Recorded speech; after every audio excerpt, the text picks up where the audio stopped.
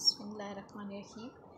Welcome to websites online sport program week 12 के lecture के साथ स्टूडेंट, मैं आपकी टीचर मिस मुसर्रत। स्टूडेंट, इस वीक जो हमने टॉपिक पढ़ने हैं वो हैं एग्रीकल्चर, इनके पाकिस्तान की ज़राअत, पाकिस्तान की ज़री पैदावारी सलाहियत, इसके मसाइल और उनके लिए किए जाने वाले इक़दामात। नीज़ में आपको पाकिस्तान के आबी ज़राए और ज़राए आबपाशी के साथ साथ पाकिस्तान की अहम नहरों के बारे में बताऊंगी और इन टॉपिक से रिलेटेड एक्सरसाइज के शॉर्ट क्वेश्चन और लॉन्ग क्वेश्चन नंबर 3 स्टूडेंट्स आपने लूज शीट्स पे करने हैं। सबसे पहले जो हमारा टॉपिक है आज का वो है ज़राअत। ज़राअत, जैसा कि स्टूडेंट आप जानते हो कि पाकिस्तान एक ज़री मुल्क है, यानी कि हमारी मईशत का दारोमदार ज़राअत पर है। ज़राअत पाकिस्तान की मईशत में बहुत अहम किरदार अदा करती है और पाकिस्तान की मईशत में ज़राअत के किरदार को हम इस तरह बयान कर सकते हैं कि पाकिस्तान चूँकि एक तरक्की पज़ीर मुल्क है जिसका दारोमदार ज़राअत पे है, बुनियादी तौर पे ज़री मुल्क है और हमारी खुराक का भी अहम ज़रिया है ज़राअत। लिहाजा सबसे पहले जो ज़राअत का किरदार है उसमें बताऊंगी खुराक का हसूल, यानी कि यह ज़राअत का हसूल का ज़रिया है, खुराक के हसूल का। पाकिस्तान में जो फसलें काश की जाती हैं जिनमें गंदम, कपास, चावल, मकई, गन्ना, ज्वार, बाजरा, दालें, फल, सब्ज़ियाँ वगैरह शामिल हैं। ये न सिर्फ इंसानी खुराक की ज़रूरत को पूरा करते हैं बल्कि जानवरों की खुराक की ज़रूरत का भी ज़रिया है। और इसके साथ साथ दोनों मौसमों में, इनके मौसम गर्मा और मौसम सरमा में, इंसान की खुराक के साथ साथ जानवरों की खुराक के लिए भी चारे के तौर पे भी फसलें काश की जाती हैं। सेकंड, ये आमदनी का ज़रिया है, इनके कौमी आमदनी का, हमारी ज़राअत से हासिल की जाने वाली जो फसलें हैं उसी पे दारोमदार है हमारे मुल्क की तरक्की और खुशहाली का, और जो हम बाहर के मालिक को बरामद करते हैं और उससे कसीर ज़र मुबादला कमाते हैं। तीसरा, ज़राअत जो है ये सनतों के लिए ख़ाम माल की फ़रामी का बड़ा ज़रिया है, यानी कि हमारी ज़राअत पे ही डिपेंड करता है हमारी इंडस्ट्रीज़ का। हमारी बहुत सारी खुराक से सनतें जो हैं उनका दारोमदार जो है ज़राअत पे है, जैसा कि flour mills, sugar mills, cotton, textile industry, इसके अलावा जी खुराक से रिलेटेड फलों की मसनूआत वगैरह, ये सब जो हैं इनके लिए जो पैदावार है, ख़ाम माल जो है वो ज़राअत के शोबे से हासिल होता है। उसके साथ साथ ये लोगों के रोज़गार का ज़रिया है, इनके हमारी मुल्क की कसीर आबादी जो है वो ज़राअत के पेशे से वाबस्ता है। और फिर उसके बाद जो प्राइमरी है, बाकी लोग जो हैं जो किसान या उनकी ज़मीन अपनी नहीं है तो वो हमारी मुख्तलिफ़ इंडस्ट्रीज़ में जो है काम करते हैं। लेबर फोर्स का तकरीबन 44% जो है वो ज़राअत से वाबस्ता है। इसके साथ साथ ज़राअत से मुतल्लिक़ ट्रांसपोर्ट से वाबस्ता लोग भी अपनी रोज़ी कमाते हैं, इनके माल जो है एक जगह से दूसरी जगह लाने ले जाने पर वो दारोमदार है उनका। नेक्स्ट, ज़राअत ज़र मुबादला का बहुत बड़ा ज़रिया है, माशी तरक्की का ज़रिया है। हमारी मुल्क की मजमूई कौमी पैदावार का 21% जो है वो ज़राअत के शोबे से हासिल होता है। इस तरह न सिर्फ माशी तौर पे बल्कि सनती और तजारती तरक्की का इन्हिसार भी ज़राअत पे है। लिहाजा ज़राअत के शोबे को तरक्की देने से हमारी मुल्क की मईशत बेहतर हो सकती है, हमारी आमदन में ज़्यादा से ज़्यादा इजाफ़ा हो सकता है। नेक्स्ट जो हमारा टॉपिक है वो है स्टूडेंट पाकिस्तान की ज़री पैदावारी सलाहियत, इसके मसाइल और पैदावार में इजाफे के लिए जो इक़दामात कर रही है गवर्नमेंट, उसके बारे में आपको बताऊंगी। पाकिस्तान चूँकि बुनियादी तौर पे एक ज़री मुल्क है और दुनिया भर में मशहूर है। पाकिस्तान के अगर ज़मीन देखें तो वो ख़दो खाल एक जैसे नहीं है। कुछ इलाके तो इंतहाई, यानी कि उस इलाके की ज़मीन ज़रख़ेज़ है, बेहतरीन आबी वसाइल मौजूद हैं वहाँ पर। उसके साथ साथ अच्छी आबो हवा है जो साजगार है, लेकिन कुछ इलाके ऐसे हैं जहाँ की ज़मीन जो है इतनी ज़रख़ेज़ नहीं है, ना ही आबो हवा के मसाइल भी हैं। इसके अलावा पानी की सहूलतें भी कुछ इलाकों में वाफर तौर पे मौजूद नहीं हैं, हमारे जैसे बाज़ पहाड़ी और सराई इलाके। बाज़ इलाकों में आबपाशी जो है फिर नहरों के और ट्यूबवेल्स के ज़रिए की जाती है, और बाज़ इलाकों में जो है दारोमदार सिर्फ़ और सिर्फ बारिश के पानी पे है। इसलिए ये जो इलाकाई तफावत है आबो हवा के लिहाज से भी और मुख्तलिफ़ ज़मीन की ज़रख़ेज़ी में भी जो फ़र्क पाया जाता है, तो इससे फ़ी एकड़ पैदावार में भी काफ़ी जो है उसका फ़र्क आता है। और इस तरह हर इलाके में पैदावारी सलाहियत भी एक जैसी नहीं है। उसकी जो वजूहात हैं उनमें आता है, सबसे पहले आपको मैं बताऊंगी हमारी ज़राअत के शोबे में पसमानदगी है कि अगर तरक्की याफ्ता ममालिक में आप देखो तो वहाँ पे जदीद मशीनरी का इस्तेमाल किया जाता है, खेती बाड़ी उस तरह की जाती है और छोटे छोटे रकबों के बजाय वहाँ पे एक बड़ा एरिया जो है वो वहाँ पे जो है जदीद मशीनरी की मदद से करते हैं। जबकि हमारे यहाँ अभी तक किसान रवायती तरीक़ों से अपने छोटे छोटे ज़मीन के टुकड़ों पर कर रहे हैं, इसलिए खातर ख्वाह इजाफ़ा नहीं हो रहा। दूसरी वजह है आबाशी का मसला, यानी कि हमारे मुल्क में बेशक आबाशी का वसी निज़ाम मौजूद है, लेकिन ये नहरें सारे पाकिस्तान में यकसा नहीं मुहैया, इसलिए बहुत सारे आबी मसाइल हैं जिसकी वजह से भी फ़ी एकड़ पैदावार में कमी होती है। तीसरी रीज़न जो है वो है कुदरती आफ़ात, जिनके सैलाब, ज़लज़ले, उसके अलावा सेम और थोर का मसला, गैर मियारी बीज और खादों का इस्तेमाल, हमारे किसानों का कम पढ़े लिखे होना और जदीद तरीक़ों से वाकिफ़ ना होना, और बहुत सारे ज़री कर्ज़े के हसूल में भी दुश्वारियाँ और फसलों की बीमारियाँ वगैरह और किसानों की पसमानदगी भी है। ये वो सब मसाइल हैं जिसकी वजह से फ़ी एकड़ पैदावार में हमारे कमी हो रही है। और उस तरह हम ये इन वजूहात को जब तक हम इन वजूहात को फुल नहीं करेंगे, इन पर काबू नहीं पाएंगे, हम उस वक्त तक तरक्की नहीं कर सकते। इन मसाइल के हल के लिए गवर्नमेंट जो इक़दाम कर रही है या किसान जो ज़राअत के शोबे को तरक्की देने के लिए अपनी मदद आपके तहत, तो किस तरह वो क्या इक़दाम करके अपने ज़राअत के शोबे को तरक्की दे सकते हैं। उसके लिए सबसे पहले कि ज़राअत के शोबे को तरक्की देना है तो हमें साइंसी तरीक़ाकार, जिनके जदीद ज़रिए आलात, जदीद मशीनरी की मदद से खेती बाड़ी करनी होगी। इस तरह न सिर्फ हमारी मुल्क की कौमी आमदन बढ़ेगी और हमारा मुल्क खुशहाल होगा। ज़राअत के पेशे में बेहतरी लाने और फ़ी एकड़ पैदावार में इजाफ़े के लिए इंसानी मेहनत और महारत के अलावा अच्छे बीज किसानों को प्रोवाइड किया जाए, उन्हें कीड़े मार अदवायात और मयारी खादों का इस्तेमाल करने को कहा जाए, और हुकूमत उसके लिए जो ऐसे किसान जो ये सहूलतें नहीं हासिल कर सकते, गरीब हैं, उन्हें अगर गवर्नमेंट कर्ज़े फ़राहम करे और उन्हें ये चीज़ें अदवायात, मयारी बीज और उन्हें आगाही शऊर अदा करे कि किस वक्त कौन सी फ़सल मुनासिब फ़सल है, क्या ये मौसम है, तो इस तरह हम इस मसले पर काबू पा सकते हैं। पाकिस्तान में नहरी निज़ाम में भी बेहतरी लाकर और आबाशी के मसनूई और जदीद तरीक़ों के ज़रिए भी फ़ी एकड़ पैदावार बढ़ाई जा सकती है। ज़राअत के मैदान में जो है मज़ीद तहकीक करके इजाफ़े के ज़रिए भी ज़री तरक्की को ज़्यादा जो है बढ़ाया जा सकता है। इस मकसद के लिए फ़ैसलाबाद में भी पाकिस्तान में ज़री यूनिवर्सिटी और इसके अलावा रावलपिंडी में भी एग्रीकल्चर यूनिवर्सिटी में ज़री डिपार्टमेंट कायम किया गया ताकि रिसर्च की जाए, लोगों को जदीद तालीम दी जाए, ताकि हमारा पढ़ा लिखा तबका जब ज़राअत के पेशे से वाबस्ता होगा तो वो ज़री मैदान में जो है तरक्की याफ्ता मालिक की तरह जो है उसमें भी रिसर्च करके और किसानों में आगाही होगी, पढ़ा लिखा तबका आगे आएगा तो हमारा ज़राअत का शोबा मज़ीद तरक्की करेगा। नेक्स्ट जो हमारा टॉपिक है वो है पाकिस्तान के आबी ज़राए और आबाशी का मौजूदा निज़ाम। अगर आप देखो, पाकिस्तान कहते हैं ना मानसून आबो हवा के खित्ते में आता है स्टूडेंट, लेकिन पाकिस्तान उस हिस्से में है जहाँ मानसून की बारिशें होती तो हैं, लेकिन वो जब हम मानसून हवाएं चलती हैं तो यहाँ तक पहुँचते पहुँचते उनमें बुखारात की कमी हो जाती है, जिसकी वजह से बारिशें कम होती हैं। पाकिस्तान में ज़राअत की तरक्की का इन्हिसार जो है वो हमारे ज़राए आबाशी पे है और सबसे अहम ज़रिया है नहरें। दूसरे ज़राए में आ जाता है ट्यूबवेल्स, गारेज, कुएँ, चश्मे वगैरह। सबसे पहले मैं आपको बताऊंगी नहरों के बारे में। हमारी 80% जो ज़री इलाका है उसका इन्हिसार नहरी पानी पे है। पाकिस्तान की चूँकि ज़्यादातर नहरें आती हैं वो सूबा पंजाब में और सूबा सिंध के इलाकों में। पंजाब में हमारा नहरी निज़ाम जो है वो छोटे बड़े डैम्स, बैराज और राब्ता नहरों पर मुश्तमिल है।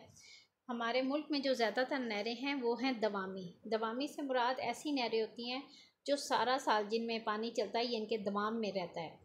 और गैर दवामी नहरें वो होती हैं स्टूडेंट जो सिर्फ मौसम बरसात के मौसम में उनमें पानी आता है, जब बारिशें होती हैं या पहाड़ों पे बर्फ़ पिघलती है तो तब।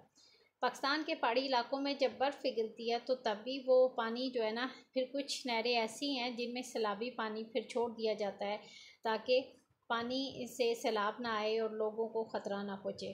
दरिया रावी, चनाब, झेलम, सतलज और सिंध से अहम नहरें निकाली गई हैं जिनसे जो है पाकिस्तान के मुख्तलिफ़ इलाकों को, गैर आबाद इलाकों को पानी मुहैया किया जाता है, उनको सैराब किया जाता है और इस तरह काश्तकारी के लिए पानी मुहैया आता है। बारिश जो है वो हमारा कुदरती ज़रिया है पानी की फराहमी का। पहाड़ों पर होने वाली बारिश और ग्लेशियर्स का पानी जो है पिघल कर नदी नालों के ज़रिए इकट्ठा होता है और दरियाओं में आता है और इस तरह हमारे सारा साल हमारे दरियाओं को स्टूडेंट पानी मिलता है। नहरी इलाकों के बरक्स हमारे बरानी इलाकों में जो है पैदावार, उसका ज़्यादातर इन्हसार बारिशों पर होता है कि बारिश होगी तो फसल होगी। तरबेला और मंगला डैम जो हैं हमारी आपाशी के और इसके अलावा चश्मा बैराज, ये वो डैम्स बनाए गए हैं और बैराज बनाए गए हैं जिनमें ना सिर्फ पानी स्टोर किया जाता है बवक्त ज़रूरत और पन बिजली बनाई जा रही है और उसके साथ साथ ये पानी जो है फिर ज़राअत के लिए भी इस्तेमाल होता है। ट्यूबवेल ये हमारे उन इलाकों में लगाया जाता है जहाँ नहरी पानी की कमी होती है और नहरें नहीं हैं तो वहाँ पे ट्यूबवेल के ज़रिए पानी हासिल किया जाता है। ज़ेरे ज़मीन जो पानी है उसको खींचा जाता है और इस तरह हमारे मुल्क में अब तक तकरीबन लगभग 12 लाख ट्यूबवेल मौजूद हैं। ज़्यादातर ट्यूबवेल जो है वो पंजाब में है, सूबा पंजाब में है। ट्यूबवेल का पानी अगर देखा जाए तो वो कहते हैं वो इतना ज़्यादा मौजू नहीं है क्योंकि ये ज़मीन में कलर पैदा करने का सबब होता है, लेकिन आप देखो इसके बगैर भी जो है मुमकिन नहीं है काश्तकारी। एक ज़रिया है कारेज़। कारेज़ किसे कहते हैं? कारेज़ कहते हैं ज़मीन दोज़ पुख्ता नालियाँ। ये वो नालियाँ हैं जो आम तौर पे हमारे पहाड़ी इलाकों लाइक बलूचिस्तान के इलाकों में बनाई जाती हैं या सहराई इलाकों में ज़ेरे ज़मीन पुख्ता नालियाँ, क्योंकि उन इलाकों में मौसम की शिद्दत की वजह से पानी बुखारात बन के उड़ जाता है, इसलिए फिर इन नालियों को ऊपर से कवर कर दिया जाता है ताकि ये पानी जो है ना स्टूडेंट बुखारात बनकर उड़ ना सके। और इस तरह बवक्ते ज़रूरत हमारे इस पानी को ना सिर्फ उन इलाकों में, पहाड़ी इलाकों में पीने के लिए इस्तेमाल करते हैं बल्कि जो है वो काश्तकारी के लिए भी इस्तेमाल किया जाता है। कुएं ये वो ज़रिया है पानी के हसूल का जो आप देखें ना सिर्फ हमारे हर इलाके में बल्कि हर घर में मौजूद है।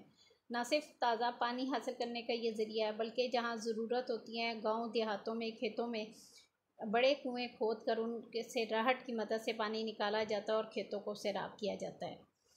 नेक्स्ट जो ज़रिया है वो है चश्मे। चश्मे ऐसा ज़रिया है जो हर इलाके में नहीं बल्कि हमारे पहाड़ी इलाकों में, शुमाली पहाड़ी इलाकों में ये बेशुमार चश्मे मौजूद हैं।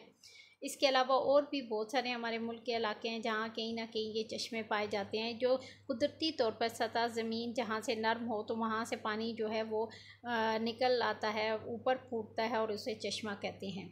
इससे थोड़ी आबादी और महदूद इलाके पर खेती बाड़ी जो है वो मुमकिन है। रेगिस्तानी इलाकों में भी बाज़ चश्मे कुदरत की तरफ से जो है वो फूटते हैं और इस तरह वहाँ पर पानी के हसूल का ये ज़रिया है। आपाशी का निज़ाम अगर आप देखो तो पाकिस्तान में नहरों का एक वसी और मजबूत निज़ाम मौजूद है जो अंग्रेज़ों के दौर में कायम किया गया। यहाँ पर ये नहरी निज़ाम जो है छोटे बड़े डैम, बैराज, आपाशी की नहरों और राब्ता नहरों पर मुश्तमिल है। नहरों की इकसाम कितनी है? अगर स्टूडेंट देखें तो ये क्वेश्चन बोर्ड के पेपर्स में आया कि नहरें कितनी किस्म की है, तो नहरों की 3 इकसाम है। दवामी नहरें, दवाम यानी कि सारा साल जिनमें पानी रहता है, चलता रहती हैं, और ये अपर चनाब, ये नहरें जो हैं अपर चनाब, लोअर चनाब, अपर झेलम, लोअर झेलम और लोअर बारी दोआब के अहम दवामी नहरें हैं। गैर दवामी नहरें वो नहरें होती हैं जो सिर्फ़ जो हैं बरसात के मौसम में या मौसम गर्मा में जो हैं ये बहती हैं। पहाड़ी इलाकों में जब बर्फ़ पिघलती है तो दरियाओं में पानी की मिकदार के इजाफे से नहरों में पानी छोड़ दिया जाता है। आम तौर पे मौसम सरमा में इनमें पानी नहीं होता। दरिया सतलज पर वाक़या इस्लाम बैराज से निकलने वाली बहावल और कायमपुर नहरों के अलावा गद्दू बैराज की सब नहरें जो हैं वो गैर दवामी नहरें हैं। सैलाबी नहरें जैसा कि नाम से ज़ाहिर है शदीद सैलाब के दिनों में इनमें पानी छोड़ा जाता है ताकि सैलाब की तबाहकारियों को रोका जा सके, और दरियाओं में तुग़यानी के वक्त जब है पानी ख़तरे के निशान तक पहुँच जाए तो तब भी इनमें पानी छोड़ दिया जाता है। दरिया सिंध और चनाब से निकलने वाली बहुत सारी नहरें जो हैं उनका ताल्लुक़ सैलाबी नहरों से है। नेक्स्ट स्टूडेंट जो हमारा टॉपिक है वो है पाकिस्तान की अहम नहरें। पाकिस्तान की अहम नहरों में दरियाई रावी से निकाली जाने वाली नहरें, इनके दरियाए चनाब और जेलम को राब्ता इनहार के ज़रिए दरियाए रावी से मुंसलिक किया गया है। आपको पता है दरियाए रावी, सतलज एंड ब्यास, ये वो इलाके हैं, दरिया हैं जो कि मोस्टली दरिया चनाब और सतलज, जो कि दरिया रावी, सतलज एंड ब्यास, ये इंडिया से आने वाले दरिया हैं। और जब इंडिया का दिल चाहता है, आपको पता है कि वो पानी यहाँ से रोक लेता है या पानी को बंद कर दिया जाता है ताकि इन इलाकों में खड़ी फसलें हमारी माजी में बर्बाद हुई। सिंध तास मुआहदे के तहत फिर बहुत ज़्यादा राब्ता इनहार निकाली गई जो कि दरिया चनाब और दरिया जेलम से और इन इलाकों तक पहुँचाएगी, ताकि अगर इंडिया पानी रोक भी ले तो इन नहरों की मदद से इस इलाके में पानी पहुँचाया जाए। दरिया चनाब और जेलम को राब्ता नहरों के ज़रिए फिर रावी से मुंसलिक किया गया। फिर यहाँ से नहरें निकाली गई हैं। ब्लोकी सलमान की लिंक कैनाल और लोअर बारी दोआब के अलावा सदनाई बैराज से निकाली जाने वाली सदनाई नहर दरिया रावी की अहम नहरें हैं जो बारी दोआब और नीली बार के इलाके को सैराब करती हैं। फिर सेकंड दरिया चनाब की नहरें। दरिया चनाब की अहम नहरों में अपर चनाब और लोअर चनाब हैं जो रचना दोआब के इलाके को सैराब करती हैं। मज़ीद बरा हवेली निज़ाम भी दोआब के इलाके में वाक़ है जिसका हेडवर्क्स तिरमू बैराज है, जहाँ से मेलसी कैनाल के अलावा रंगपुर और हवेली कैनाल निकाली गई। दरिया सतलज की जो नहरें हैं, ब्लोकी सलमान की राब्ता अनहार, राब्ता नहरों के ज़रिए दरिया सतलज को रवातवा रखा गया। सलमान की और इस्लाम बैराज से नहरें निकालकर फिर नीली बार और भावलपुर का इलाका जो है इन नहरों से सैराब किया गया। उसके साथ साथ पंजनत बैराज से कुछ नहरें निकाली गईं। पंजनत वो मुकाम है जहाँ पे सूबा पंजाब के पांचों दरिया मिल जाते हैं, उसे कहते हैं पंजनत, जहाँ पंजनत बैराज बनाकर दो नहरें निकाली गईं, पंजनत और बासिया, और फिर इन से भावलपुर और रहीम यार खान के अजला को सैराब किया गया। दरिया जेलम की नहरों में अपर जेलम और लोअर जेलम की नहरें चच दोआब की नहरें हैं। इन नहरों से बहुत सारा रकबा काबिल काश बनाया गया और ज़री पैदावार में इजाफ़ा हुआ। इसके साथ साथ रसूल कादराबाद ब्लोकी सलमान की लिंक कैनाल मशरक़ और मगरबी दरियाओं को आपस में मिलाती हैं। ये दरिया जेलम का पानी दरिया चनाब में और दरिया चनाब का पानी फिर रावी में और रावी का सतलज में डालती हैं, ताकि सिंध तास मुआहदे के तहत मशरक़ी और मगरबी दरियाओं में आने वाली पानी की कमी को मगरबी दरियाओं से राब्ता नहरों के ज़रिए पूरा किया जा सके।